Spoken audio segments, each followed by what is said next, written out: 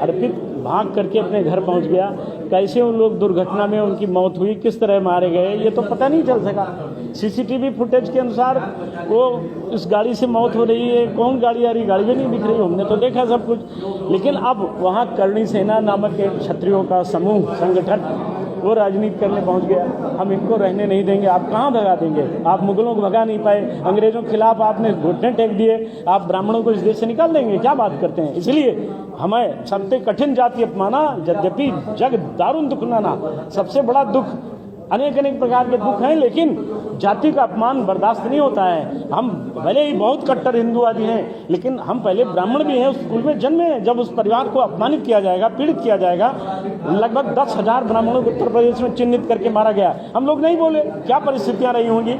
आप कानपुर से लेकर उन्नाव से लेकर गाजियाबाद, दिल्ली और गोरखपुर, देवरिया तक मारते रहे, हम लोग मौन रहे। लेकिन हमारी आंखों के सामने अयोध्या में जो हो रहा है, मैं इस परिवार को बलभद्र प्रसाद दुबे से 5वीं पीढ़ी में अखिलेश्वर दुबे का बेटा अर्पित दुबे तक को मैं लगभग उनको सुना है, इनको जाना हूँ। सब पुराने संपन्न लोग हैं, जमींदार लोग हैं। इनका घर, इनका मकान, इनकी गाड़ी, इनका रहने का तरीका, खाने पीने का ढंग देखकर लोगों को पीड़ा होती है। इस पीड़ा का ये मतलब तो नहीं, ये सोल्यूशन तो नहीं है कि आप इनको रहने न दें। वहाँ इनकी संख्या आप भगा रहे हैं, जहाँ आपकी संख्या कम होगी वहाँ हम आपको रहने दें। हमारे राज्य का मुखिया चिल्लाता था बटोगे तो कटोगे, तो अब क्या हो रहा है? अब इस राज्य के मुखिया को इसमें हस्तक्षेप करना पड़ेगा, मुख्यमंत्री को बोलना पड़ेगा।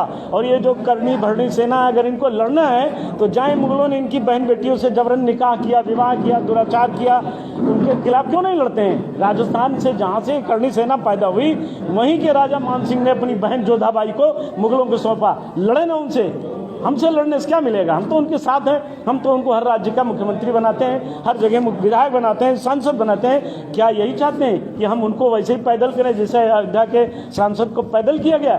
इसलिए मैं राज्य के माननीय मुख्यमंत्री जी से कहना चाहूँगा कि इन आदतों को, जो उनकी परिवार के लोगों में ये जो है कि मुख्यमंत्री ठाकुर है तो हम ठाकुर स्वाति चलेगी, ये चल नहीं पाएगी, बहुत गलत है ये। और इस परिवार को हम ना तो झुकने देंगे न मिटने देंगे। इनके साथ पूरी ब्राह्मण जाति खड़ी है। आदरणीय राधेश्याम मिश्र जी, चाणक्य परिषद के बड़े, देश में बड़े जाने माने व्यक्ति, आदरणीय रामानुज तिवारी जी, ये राष्ट्रीय संरक्षक हैं चाणक्य परिषद के, पंडित राधिका प्रसाद पांडे जी, इस उम्र में सब लड़ने आए, संघर्ष करने आए, बताने आए सरकार को समय पर चेतिए, हम उठेंगे तो आपका बेड़ा गर्क हो जाएगा। हम कभी अपनों के खिलाफ भी खड़े होने में हमको संकोच नहीं होता।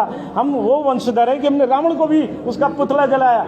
हम वो नहीं है कि दुर्योधन धृतराष्ट्र को छत्री मानकर पूजने लग जाएंगे, हम कंस को बड़ा भाई बना देंगे। हम रावण का भी पुतला जलाने वाले लोग हैं। यदि इस दुबे परिवार को कुछ होगा तो पूरा ब्राह्मण समाज एक साथ खड़ा होगा, बड़ा आंदोलन होगा।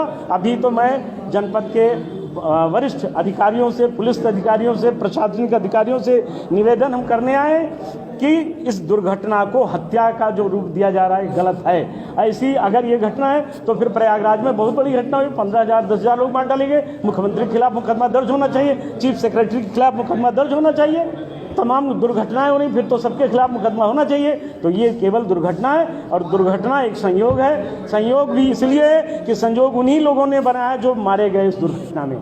अगर ये गंदा काम न करते तो दुर्घटना होती ना। इसलिए इसको यही यथास्थिति प्रशासन को चाहिए कि दुर्घटना को दुर्घटना मान करके हत्या का मुकदमा वापस ले लें।